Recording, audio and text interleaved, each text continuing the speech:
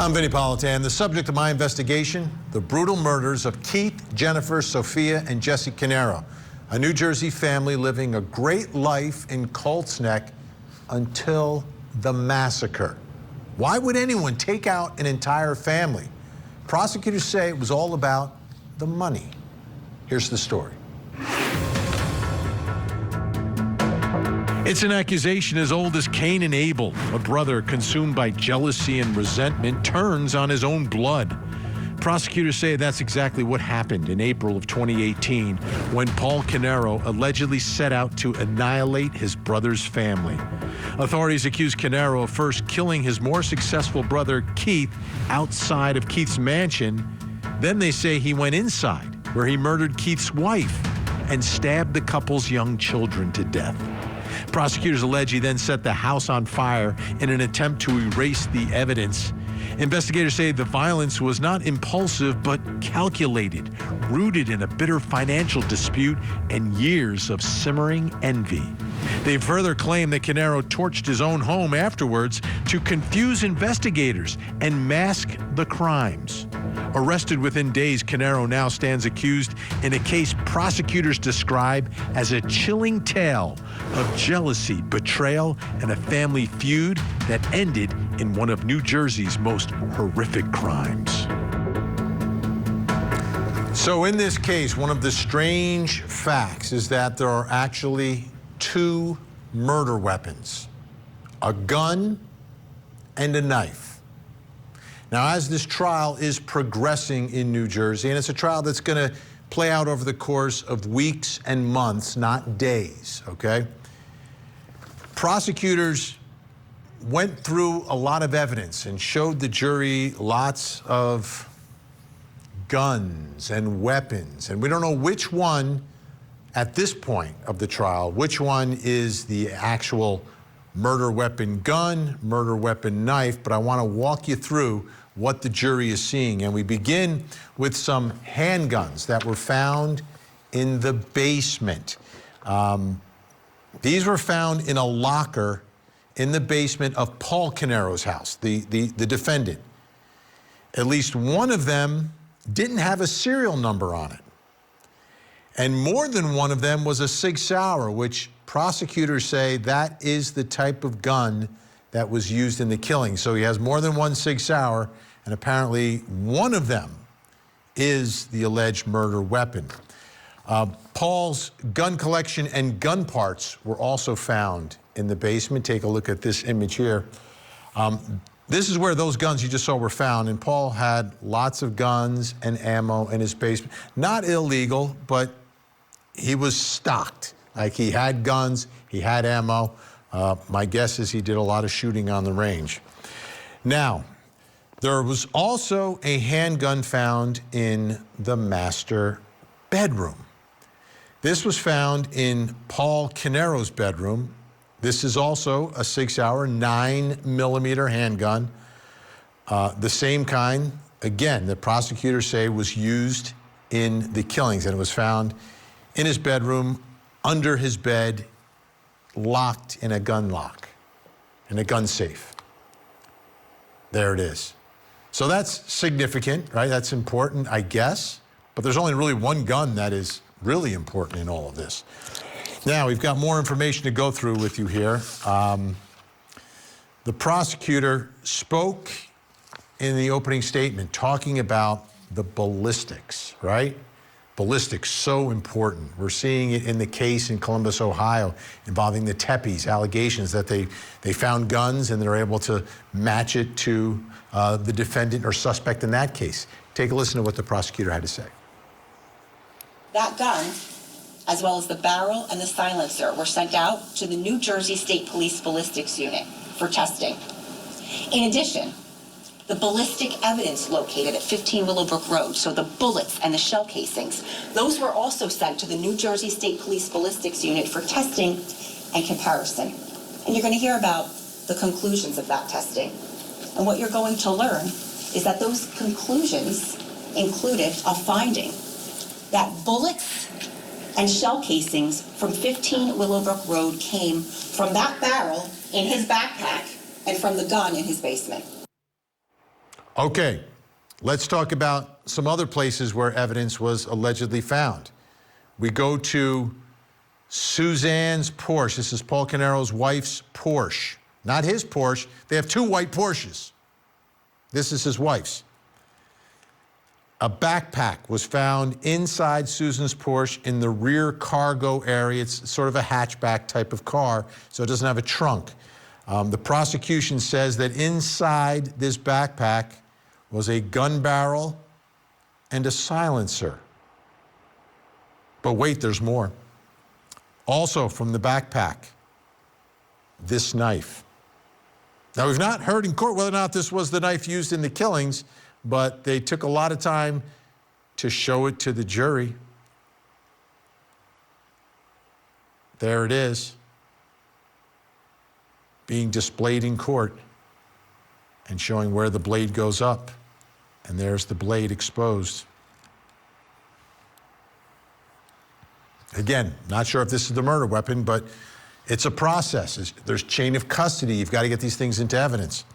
Okay, so now let's review what we know about the scene, right? Keith Caneiro, found outside in the yard, shot once in his lower back, but 4 times in the head, 5 shots. Jennifer, found inside the home on the first floor stairs leading to the basement, stabbed multiple times in the torso, but also shot in the head. Little Jesse, Keith and Jennifer's son, in the kitchen, stabbed multiple times. And Sophia, that beautiful little girl, on the landing of the stairs between the first and second floor, also stabbed multiple times. So all 4 killed, 2 different weapons, complete annihilation of the family. And it brings us to the first question in our investigation this hour. Did the killer plan to murder all 4 family members? Was that the plan? Or was there something else going on here? Were there all of a sudden witnesses that had to be taken care of? Or was that the plan? Joining me to help answer this question, retired police commander, author, and host of the podcast, Gardens of Evil Inside the Zion Society Cult, Mike King is with us. Also joining us, host of the very popular Pascal Show. Pascal is here as well. Great to have you both here. Pascal, I'll give you first dibs on this one. All right. The killer, whether it's Paul Caneiro or not, do you think the killer showed up at Keith Caneiro's mansion in the middle of the night with a plan to murder and annihilate the entire family? My gut reaction is yes, his plan was to wipe out the entire family, but there's still a possibility here that maybe as he was taking the life of his brother, that maybe the wife saw what was going on, maybe the kids heard the loud bangs. I mean, you know, you have loud bangs going on. Of course, people are going to react to what's going on. So that part, I think, is what could be at play here, too, that maybe he had a plan of taking just his brother out, and then maybe there were witnesses. And when you have witnesses, you kind of have to take them out in that weird, disturbing, and very sinister way. But then you also got to think about money, right? It's all about money, money, money, money, money.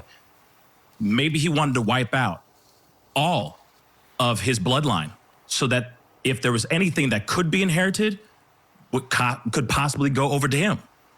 So yes and no at the same time, to answer your question? I got you. It's a long trial, more evidence coming in. Mike King, what are your thoughts here on the killer? Did the killer show up 3 o'clock in the morning to murder and just eliminate an entire family?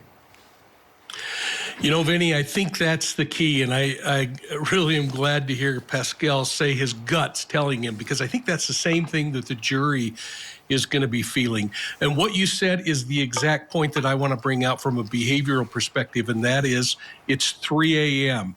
There is no expectation that he's going to walk into that home or break into that home or have a confrontation and not have the entire family there. They live there. They sleep there. Mom and her children are going to be in that home at 3 o'clock in the morning, which means he's either making some really disorganized decisions or he's planning on eliminating the entire group. And I think we have to take into account that, number one, the power goes out, and Keith knows that he's got to go outside and get that generator fired up so that they can get power to the house.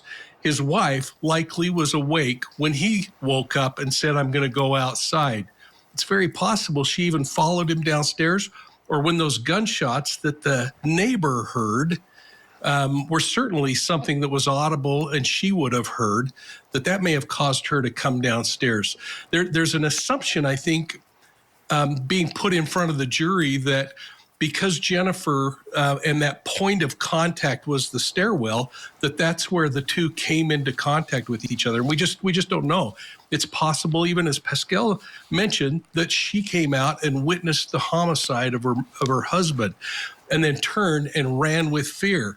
Now, they say the doorway to the basement, I don't know if it's the doorway to the basement or the same general area to go upstairs, but I can't imagine a mother running to the basement unless she's going to try to get a weapon or something like that.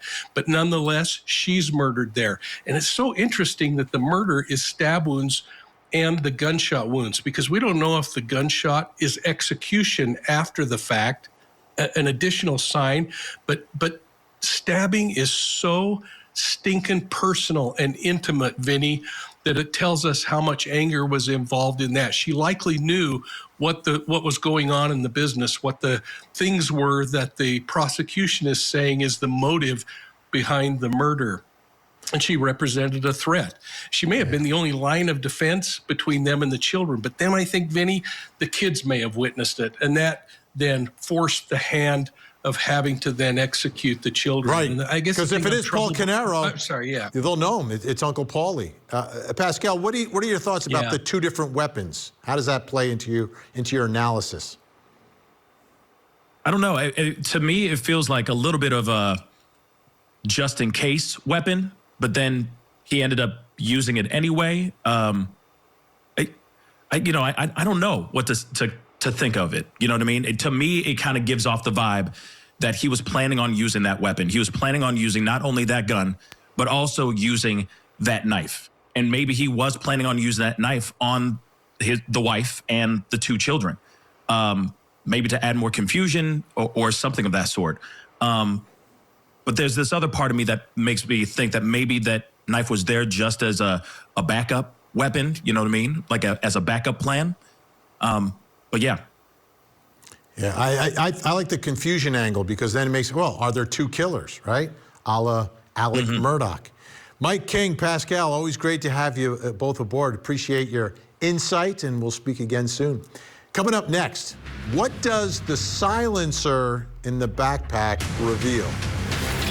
He waited until dark, and he snuck up on the family while they slept.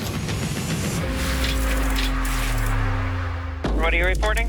Fire. The tragic murder of Keith Caneiro and his entire family. The defendant repeatedly shot and killed his brother and then moved to murder the rest of the family inside the home. Their sprawling mansion set on fire.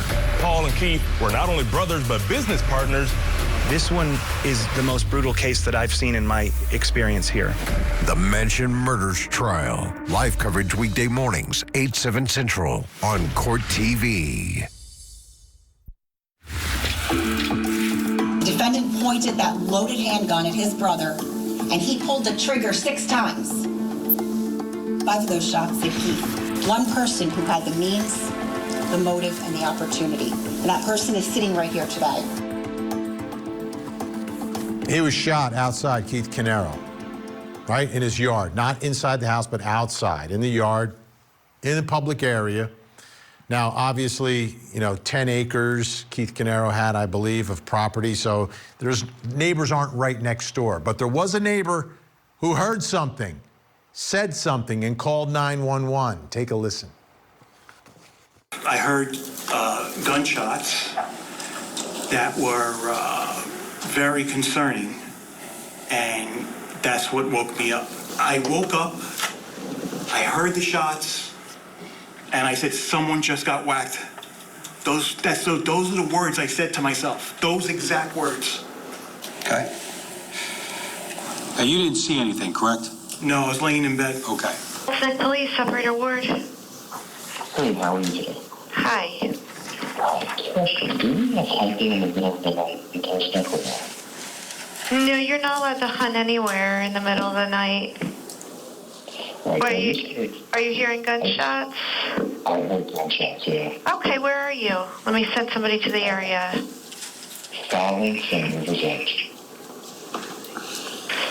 Okay, you don't see anything, you just hear it? I was in bed and clearly I heard pop, pop, pop, pop, pop, and then one boom. Like, it's just clearly a gunshot. Okay, absolutely. We'll send somebody right over to the area. And you said you can't see a car or anything that would be involved or anything like that, right? It's pretty dark. Yeah. Okay. What street are you on, just so we can get a reference point? River's Edge. You're on River's Edge. I get in faces River's Edge and Fine. So probably quite aware. Just when you seem right. And how many of them did you hear? It was dot, 5. And then 2 second 8 and 1 more. Okay, let me send somebody where you're at there. Can I just get your name for my record? Dennis Kapora. He heard all 6 shots. Police responded. So why didn't they see Keith Caneiro? Why didn't they see the killer driving their car around there? Take a listen to where he lives in reference to where the shooting was. But you didn't say to the 911 operator, like, I heard the shots, they sound a couple miles away, did you? No. Did they sound far away? I heard them clearly. Okay, so does that mean they sounded close? Close enough that I heard them distinctively well. Okay. Were you made aware that you're approximately 2 to 3 miles away from where this It could be, but again, you're in the dead of the night in Colt's Neck, and where we live is very, very quiet. It was distinctive. He heard him. Like, he said 6 shots. He called 911. It's not like he's making it up after the fact, right? Okay, but he lives 2 to 3 miles away. Take a listen to the prosecutor in her opening statement, because I'm going to try to put some pieces of this together tonight. Take a listen. You remember Susan's Porsche Cayenne, the car that the defendant backed out of the driveway and that the family sat in and ultimately drove to headquarters. Well, at headquarters, that vehicle was searched. And in the back of that vehicle, in the rear cargo area, officers located a backpack. And inside of that backpack were numerous items belonging to the defendant. His bank cards, his credit cards, his laptop, pieces of his mail, his daughter's savings bonds, his passport, and also the barrel of a 9mm handgun and a gun silencer. Here it is in court, this so-called gun silencer, which was testified to as an unknown gun part, but that's what it is, a suppressor, a silencer. There it is, folks. And that brings me to the next question in our investigation. Remember, the guy heard the shots 2 to 3 miles away. What does the silencer in the backpack reveal here? Like, what does it mean? Joining me, criminal defense attorney, former head prosecutor in New Jersey, county prosecutor in New Jersey, Bob Bianchi, and firearms expert, studio armorer for more than 30 years, and author of the guidebook, Prop Gun Set Safety for Film and TV, Dutch Merrick is back with us as well. All right, Dutch, I'm going to begin with you first. Is what we saw in court there, is that a silencer? It appears to be. Without seeing, a silencer has to have baffling inside of it to help dissipate the sound and break up the air travel. So without seeing inside of it, I can't tell you 100%, but from the outside of it, it sure looks like a suppressor. And it's important to know that they're not really silencers. That's a movie myth that us movie guys have created. It's a suppressor, which reduces the sound quite a bit, but it doesn't make it silent. And I think that's germane to this case. If the guy said he heard it from 3 miles away. Okay, well, that's what I'm going to ask you. He said he heard it clearly. It woke him up. He was sleeping, and the sound of the gun. Is it possible that a silencer was used and he would have heard it 2 to 3 miles away and it would wake him up inside his own home? So let's think about the conditions. First of all, a suppressor does not silence the gun. It suppresses it, and it's designed to take the decibel level below 140, which is the OSHA level for hearing damage. So a gun is very, very loud, and if you suppress it, it takes it down quite a bit, just so it's not enough to cause hearing damage. So again, it's still a pretty loud report, even with a suppressor. Now, if you're on a cool night and there's cool, dense air, I've heard sounds travel a mile and a half. It sound like they're right next door. So with a cool night and dense air and not a lot of obstructions, topography or trees or a mountain, you could theoretically hear a suppressed firearm from quite a distance. Yeah, and it was in my experience. It was a cool November night. All right, Bob Bianchi, take this now, put it in the courtroom in front of the jury. What is this silencer in the backpack going to reveal here? This is a damning piece of evidence for the defense and a great piece of evidence for prosecutors. Kind of getting back to the segment before, this is showing premeditation, purposefulness. I have a theory. I don't know if the prosecutor's going to put it together, but that this was made to look like a scene of two murderers with two different types of weapons. And who would think that Uncle Paulie, to use your expression, Vinny, would ever do this to his two nephews and nieces, their innocence? Well, you got to remember, the plot was to make it look like both he and his brothers were being attacked by somebody. So this is what lends credibility to the plan. We keep forgetting it got frustrated because he got caught in the middle of this. But this is all part and parcel. But those pieces of evidence and the silencer and the barrel and all of that, unless it's planted, this will be a very, very difficult case for the defense to get around. All right, Bob, let me ask you a follow-up to that. Your thoughts about police being in the area. They responded 2 to 3 miles away. Are you surprised in Colt's Neck, New Jersey, which you're familiar with, being a Jersey guy, that they didn't see anything or they didn't come across anything that night? Oh boy, that's a really hard question. No, I guess I'm not surprised. I've seen mistakes get made. I've seen things get missed. You got to also remember, when you talk about a place like Colt's Neck, Vinny, you're talking about one of the most affluent communities probably in the United States.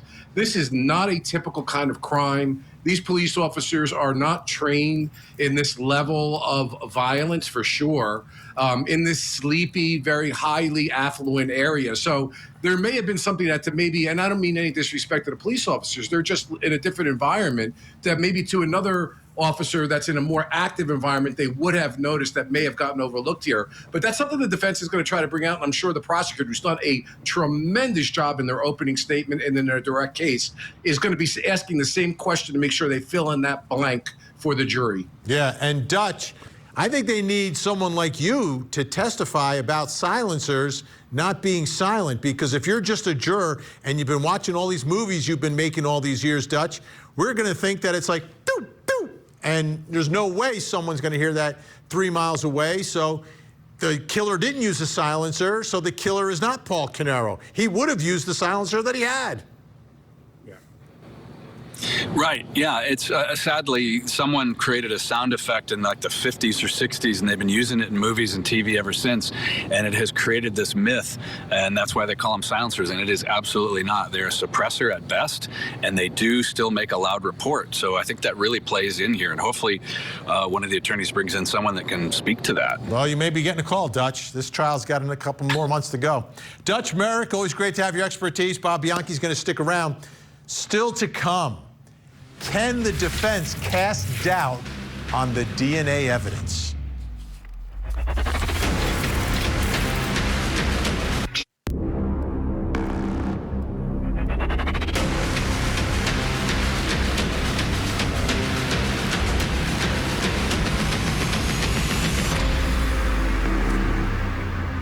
I'm Vinnie Politan. We continue our investigation of the murders of Keith Caneiro, his wife, and his children. Murdered with a gun and a knife. A brutal, bloody ending for this New Jersey family. And prosecutors say it was Keith Caneiro's own brother who did it. Here's the story. They were once inseparable, brothers and best friends, until everything fractured. Prosecutors say that what began as a strained sibling relationship spiraled into unimaginable violence.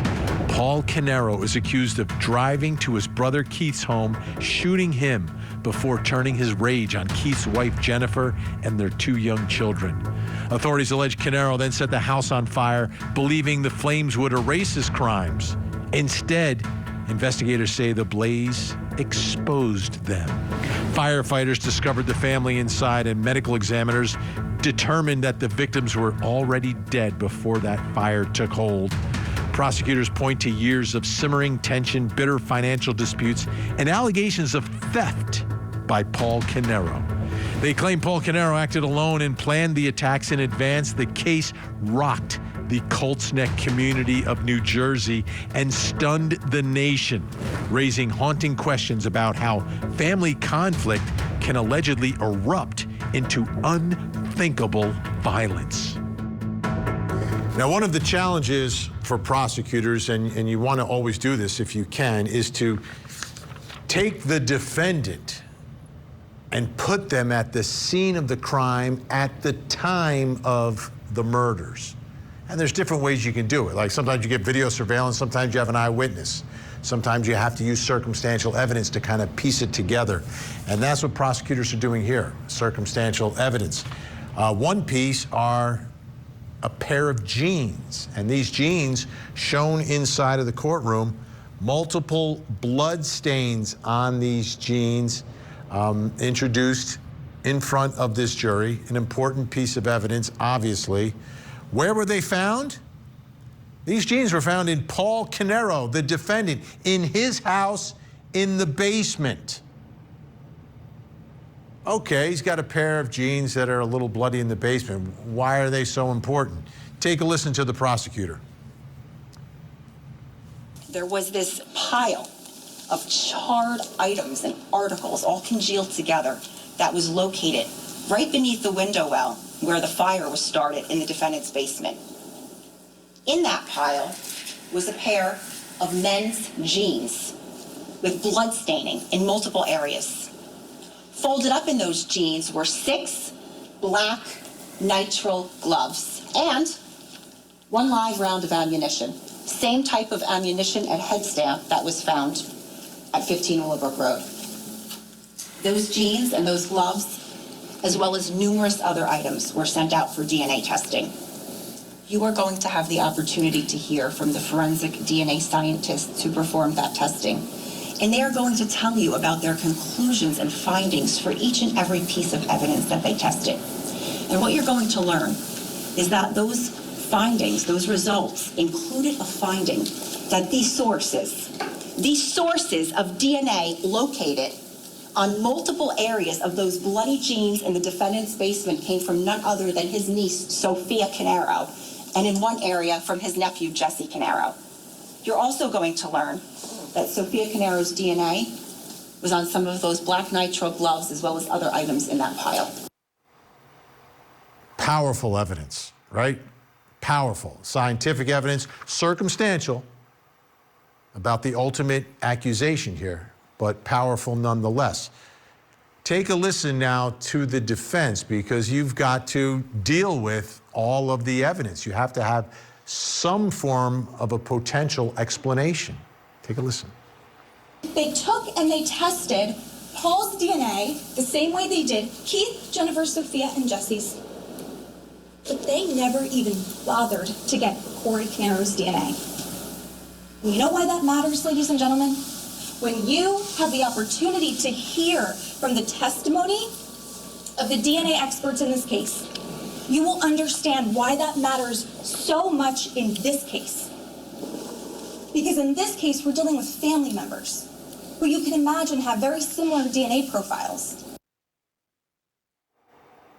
Corey Caneiro, the third Caneiro brother, right? His DNA never tested. What can the defense do with that? Brings me to the next question in our investigation. Can the defense cast doubt on the DNA evidence? right? Everyone's in the same family here, right? The defendant, the victims, the two children, right? Blood relatives, and the person that the defense seems to be pointing the finger at, another brother. Still with me, New Jersey attorney Bob Bianchi, and joining me, private investigator Lauren Vellucci. Lauren, I'll begin with you. What are your thoughts here? Can the defense cast any doubt on this DNA evidence by the fact that Corey Caneiro's never been tested? I don't think so, Vinny. This is, he's not a twin. There's no like secret kind of chromosomes there for testing. This is damning evidence. I think if they're going to go against some things, it might be the fact that they didn't really do a full investigation of the other brother. That's fair. This seems sloppy. But the DNA evidence, I think they're going to have a real hard time getting around. It doesn't look good, along with the multitude of other things that we've been seeing already. Bob, the DNA evidence, they had long hearings about this, litigated over the course of years, but prosecutors are going to be allowed to present it. Obviously, the defense can fight against it. Can they undermine the DNA evidence in this case? I hate to bring back the specter of OJ, but if one has the historical perspective of understanding that, they relied so heavily on the DNA evidence, and when Mark Fuhrman exploded in the manner in which the DNA was collected, the prosecution had a difficult time trying to get around all the other massive circumstantial evidence that proved their case. And what concerns me here, Vinny, is that you're right. There were legal proceedings with regard to the use of this particular and peculiar kind of testing. I say peculiar, had never been used before in New Jersey and passed the standard that's allowed for admissible evidence because there weren't enough samples and quality of samples. So they won the opportunity, the prosecutors, to introduce it. My question is a rhetorical one. With all the other evidence, do I want to admit something that down the road a Supreme Court or appellate division could reverse because maybe it wasn't scientifically reliable? Last point. The defense can claim all they want that Caneiro brother, I forget his name, that he wasn't tested. That's not relevant here. It's the victim's blood and DNA that's on the pants in the defendant's house. That has nothing to do with his brother. So, Lauren, we talk about Corey Caneiro a lot because that seems like the only place the defense can go. Do you think a juror, though, if they just attack the science of the testing, do you think jurors have any level of skepticism, or when they hear those three magical letters DNA, are they just hook, line, and sinker sold on the results? It's hard to tell because jurors love DNA evidence, and whether or not they fully understand every little aspect of this newer testing, the fact that it is there, I think that they are more likely to sink their teeth into that. Not only that, with the mountain of evidence that we've seen, even him on surveillance camera driving his Porsche, and I know your guest last night didn't think that was very damning evidence for a car person. They know the type of cars that they see and like in the nighttime. And to me, that was a Porsche all day long and two times on Sunday, and it was a white one. So I think if they have a car guy, that right there is going to hold up. And so I think there's so much other evidence in this case that if they're have any questions on DNA, I think that they're going to kind of just be happy that there is DNA. Bob, does this turn into a battle of the experts? You think the defense is going to bring someone in and say, hey, you can't trust this science?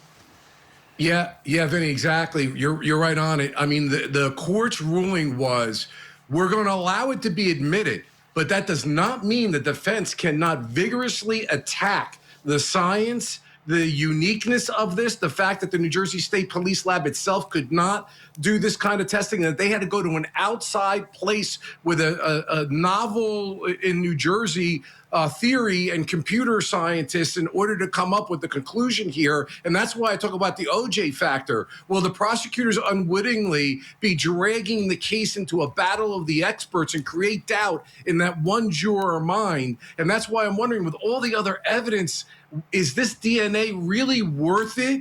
And sometimes as a prosecutor, just because you can doesn't mean you should. Yeah. All right, Bob Bianchi, Lauren Vellucci. I feel like instead of talking about true crime, the three of us should be having a bowl of pasta or something. But I will agree. I exactly, agree. right? It's amazing. All right, but thanks so much. Appreciate your time. We'll see you again real soon. Coming up next, does Corey Caneiro's statement to detectives sound suspicious? He did not commit these crimes. He did not hurt anyone. He did not harm anyone. Did an affair lead to double murder? The Commonwealth's Attorney's Office has secured an indictment against Brandon Banfield for the murder of his wife, Christine, and the murder of Mr. Ryan. Prosecutors allege the defendant planned to run away with the family's au pair. So he killed his wife and another man. He was saying, I'm gonna kill her, I'm gonna kill her. It's a case of sex, lies, and deadly deception. The Au Pair Affair murder trial. Live coverage weekday mornings on Court TV. Corey Caneiro was on the outside of that. They never investigated Corey. They never looked into Corey. They never did a single thing to investigate Corey. Not a single thing. It was clear to me what the defense was doing there in their opening statement. You know, whether they argue it at the end of the case or not, they're pointing the finger at Corey Caneiro as a suspect in all of this, and then also pointing out that police didn't do their job because they didn't investigate him, and that could lead, from their perspective, I believe, to reasonable doubt. But they did speak with Corey Caneiro. It's not like they never talked to him. And as a matter of fact, one of the detectives spoke to Corey Caneiro, and he told the jury something that Corey Caneiro told him, and it really struck me. Let me play it for you. Take a listen. You spoke with Corey Caneiro on more than one occasion as far as this investigation, right? Yes. One time you spoke with Corey Caneiro, you were in Pennsylvania. Yes. It would have been obviously more convenient for your investigation if Corey Caneiro had come to you, right? Yes. But that you determined was not going to be possible, right? Correct. And if you wanted to talk to him that night, you would need to drive to Pennsylvania. Yes. And that was because Corey had a medical condition that prevented him from driving at night? That was what was told to Detective Petrozello and I, yes. Told to Detective Petrozello by Corey? Yes. Okay, a little piece of double hearsay gets into evidence. That's okay, right? The detective told him that Corey told the detective, and then he says it in court. But Corey doesn't drive at night. He's telling the detective during the course of the investigation. The killer was driving at night, whoever killed Keith Caneiro. So that brings me to the final question in my investigation this hour. Does Corey Caneiro's statement to detectives sound suspicious? I don't drive at night. Joining me, true crime podcaster from Hidden Killers with Tony Bruschi. Tony Bruschi is here. And criminal defense attorney John Day. All right, Tony, what do you think? Does it sound suspicious to you that I don't drive at night? And I mean, everyone knows the killer was driving at night. Is it suspicious, or does it continue to point evidence in one direction, which is not at Corey? To me, it's not really suspicious. at all, not even a little, and the defense knows it, which is why they seem to keep pointing at what Corey did instead of just what he said. It really feels like they're grasping at straws here at some point. What Corey actually told police is he gave them the email that Keith sent the night before, the one about the missing money and about cutting off the payments to Paul's wife. He handed prosecutors their motive basically on a silver platter. Yeah, it was inconvenient that they had to drive a little ways, but this guy didn't know what was going on. He thought his whole family may be under attack at the moment. His wife called police instead of him. He was already in Pennsylvania. She was trying to make that call to say he wanted to cooperate so they could get with him that night. He left the state before the bodies were found. Again, that's another thing they're trying to point out. It's weird. Or again, he's running for his life because he doesn't know what's going on in the fog of war. And who knows what Paul was actually saying to Corey, considering that's kind of the storyline that Paul was trying to go with, it seems, of that the family's under attack. None of it really is suspicious. The defense wants you to squint at Corey's behavior and see something dark because they don't really have an answer for the murder weapon in Paul's basement or the DNA on the clothing in Paul's house or Paul on camera disconnecting his own surveillance at 1:28 in the morning. Questions aren't evidence, and after 2 weeks of the trial, everything is still pointing in one direction, and it ain't at Corey. John Day, what are your thoughts? Is there anything suspicious about Corey's statement or Corey's actions? I mean, in a vacuum, yeah, maybe it's suspicious. Saying I don't drive at night, is that unprovoked? Is it something that he just volunteers? But in the big picture, again, the defense has got one avenue left to it. It's the classic SODD defense. Some other dude did it. And we actually know who the other dude is.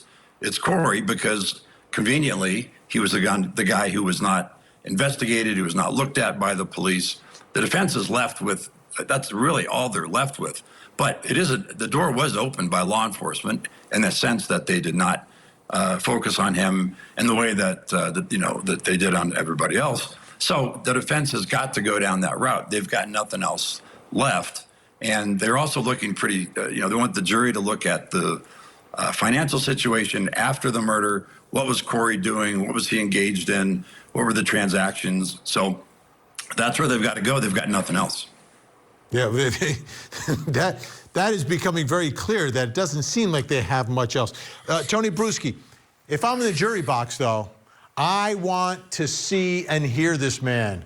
What if nobody calls him? What do you think the jury takes away from that, Tony, if, in fact, Corey Caneiro never makes his way into the courtroom? I don't know. You got so much pointing in one direction. Does it hurt? Does it help? I mean, could it open a door to reasonable doubt in some way, shape, or form, depending on how he reads to a jury? Is that a line you want to cross? Is that a dice you want to roll, really, with the jury, just in case something is said or missaid that doesn't quite land? I don't know that you really need him to make the case at this point. John Day, what are your thoughts here? What happens? We have about 30 seconds left here. What happens if Corey Caneiro never testifies and the jury never sees him? Do you have a suspicious juror? Do you have a juror who's skeptical of law enforcement, skeptical of the prosecutors? If all it takes is one to hang them, maybe there's more than one. But the idea that here is the person that, it's the dog that didn't bark theory. So it could be significant. Yeah. I mean, it was significant in the Karen Reed trial. There were some people who were talked about who never testified at that second trial, and the jury didn't like that. All right. Big thanks. We ran out of time. Tony Bruschi, Hidden Killers with Tony Bruschi. John Day, great to have you aboard. Thanks so much. Now, I don't know Corey Caneiro. I don't know the nature of his relationship with his brother Paul, but I wonder what his reaction was when he found out Paul was basically pointing the finger at him, accusing him of shooting their brother, shooting and stabbing their sister-in-law, and then brutally stabbing their little niece and nephew to death, and then setting the house on fire that they were in. My guess is the jury wants to know. I'm Vinnie Politan. We'll keep digging for answers as the investigation continues.